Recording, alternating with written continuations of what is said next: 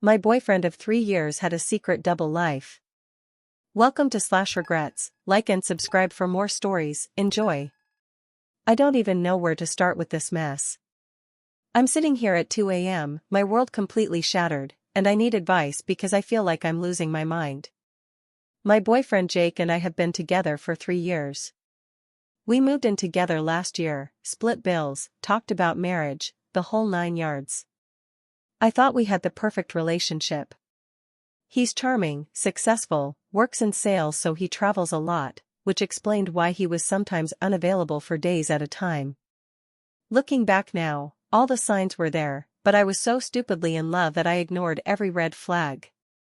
Jake would disappear for work trips, sometimes lasting a week. He'd be unreachable except for maybe 1 or 2 quick texts. He said his job required him to focus completely and his boss was strict about personal calls. I believed him because he always came back with gifts and stories about difficult clients. I actually felt bad for him having such a demanding job. 3 days ago, I was homesick from work when Jake's phone rang. He was in the shower, and normally I wouldn't answer, but it kept ringing and ringing. The caller ID just said Emma with a heart emoji. My stomach dropped because Jake had never mentioned an Emma, and that heart emoji made my blood run cold. I almost didn't answer, but something told me I had to. When I picked up, a woman's voice immediately started talking. "Hey babe, I know you're probably busy but I'm at the doctor and they want to schedule that ultrasound for next week. Can you make it or do you have another work thing?" I felt like the world stopped spinning. I couldn't breathe.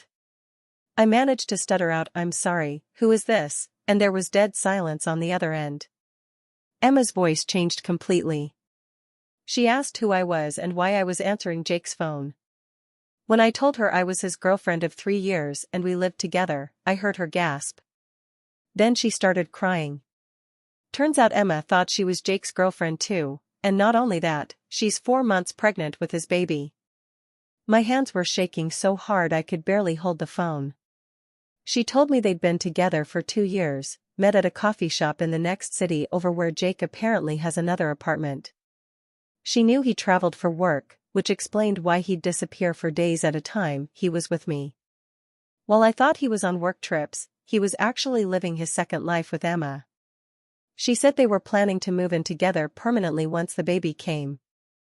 I felt physically sick listening to her describe their relationship, because she was describing the same romantic gestures, the same promises, even the same pet names he used with me. Emma and I ended up talking for 2 hours. The more we compared stories, the more elaborate Jake's deception became clear. He had told her his job required him to travel to my city regularly for a big client, which is why he'd disappear.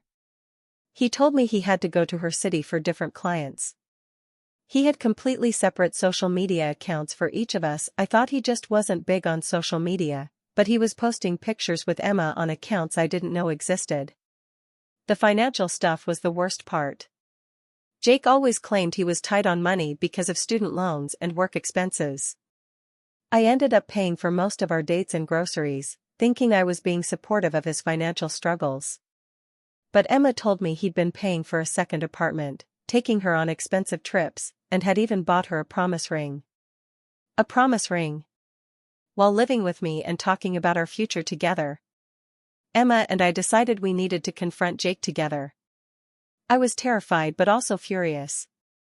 We planned it perfectly. I would be home when he got back from his latest work trip, which was actually time with Emma. She would show up an hour later. I spent that whole day going through our apartment, looking at our life together with completely new eyes. Every photo, every gift, every memory felt like a lie. When Jake walked through the door, he was in such a good mood, talking about how much he missed me and how difficult his clients were. He brought me chocolates and flowers, the same routine as always. I felt nauseous watching him lie so effortlessly to my face. I managed to act normal for about an hour, which was the hardest hour of my life. Every kiss, every "I love you" felt like poison. When Emma knocked on the door, Jake's face went completely white. I've never seen someone look so terrified. He started stammering, trying to explain, but there was no explanation that could make this okay. Emma walked in, 4 months pregnant with his child, and I watched Jake realize his entire house of cards was collapsing. He tried to lie even then, claiming Emma was just a friend, but we had already compared too many details. The confrontation was brutal. Emma was crying, I was screaming, and Jake just kept saying I can explain but never actually explaining anything. He finally admitted to the double life but tried to minimize it, saying he never meant for it to go this far and he was planning to figure things out. Figure things out? Like we were just scheduling conflicts instead of human beings whose lives he'd destroyed? The worst part was learning how calculated everything was. Jake had been planning this double life from the beginning. He had 2 phone plans, 2 sets of friends who didn't know about each other, even 2 gym memberships. He'd been systematically lying to everyone in both our lives. My friends had never met Emma, and her friends had never met me. He kept us in completely separate worlds. Emma told me that Jake had been talking about proposing to her after the baby was born. At the same time, he'd been hinting about engagement rings with me. This man was planning to marry both of us. I still can't wrap my head around the level of deception required to maintain this for years. How do you look someone in the eye every day and lie about your entire existence? Jake moved out that night, and I haven't seen him since. Emma and I have been supporting each other through this nightmare, which is surreal but necessary. She's devastated and pregnant, dealing with the stress of this situation while trying to prepare for a baby. I'm dealing with the fact that my entire adult relationship was a lie. 3 years of my life, gone. All our future plans, meaningless. The practical stuff is horrible too. We had joint bank accounts, shared subscriptions, our names on the lease together. Untangling 3 years of shared life is complicated enough without the emotional devastation. I'm having to explain to our mutual friends that Jake wasn't who any of us thought he was. Some people don't believe me, which makes everything worse. I keep asking myself how I missed this.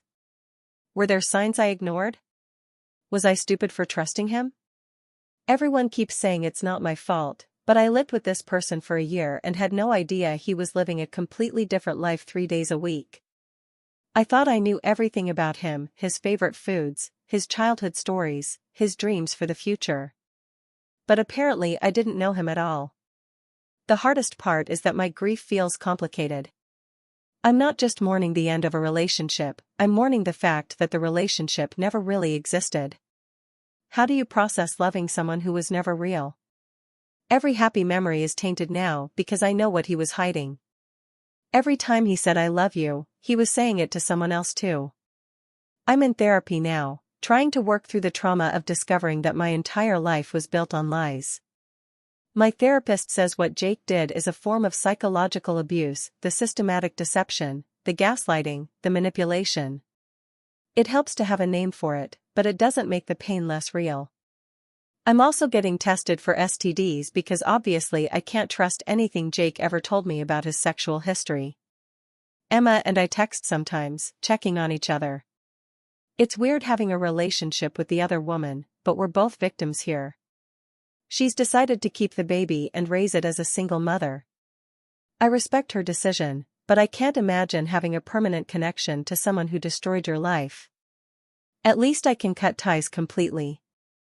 There might be legal issues too.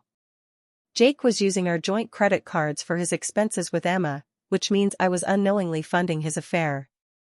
My lawyer says I might be able to sue him for fraud, but honestly, I just want him out of my life forever. The money doesn't matter as much as my sanity. I'm more focused on rebuilding than getting revenge, though some days I fantasize about ruining his life the way he ruined mine. I found out through mutual friends that Jake has been telling people that Emma and I found out about each other and couldn't handle sharing him, like we were the unreasonable ones. The audacity is unbelievable. He's painting himself as the victim in this situation, which makes me so angry I see red. This man destroyed 2 lives and a family before it even started, and he thinks he's the one being treated unfairly. My family has been amazing through this. My parents are furious on my behalf, and my sister has been staying with me on the hardest nights. My friends have rallied around me too, though I feel embarrassed that I was so completely fooled. Everyone keeps saying they never quite trusted Jake, which makes me feel both validated and stupid. Why didn't anyone say anything when it mattered? I'm slowly learning to trust my own judgment again. For months after finding out, I questioned everything: my memories, my instincts, my ability to read people. How can I ever trust another partner when someone I lived with for a year was able to lie to me so completely? My therapist says this will take time to heal, and that's okay. I'm not ready to date anyone, and I might not be for a very long time.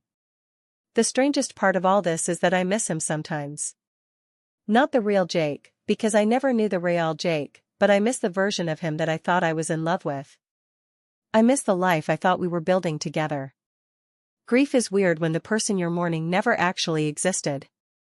I'm grieving a ghost, a fiction, a lie told so well that I built my future around it.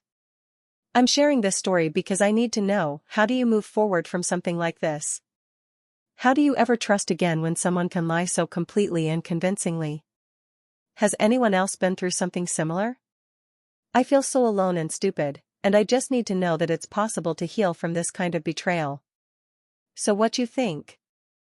How would you have handled it? Like and subscribe for more stories.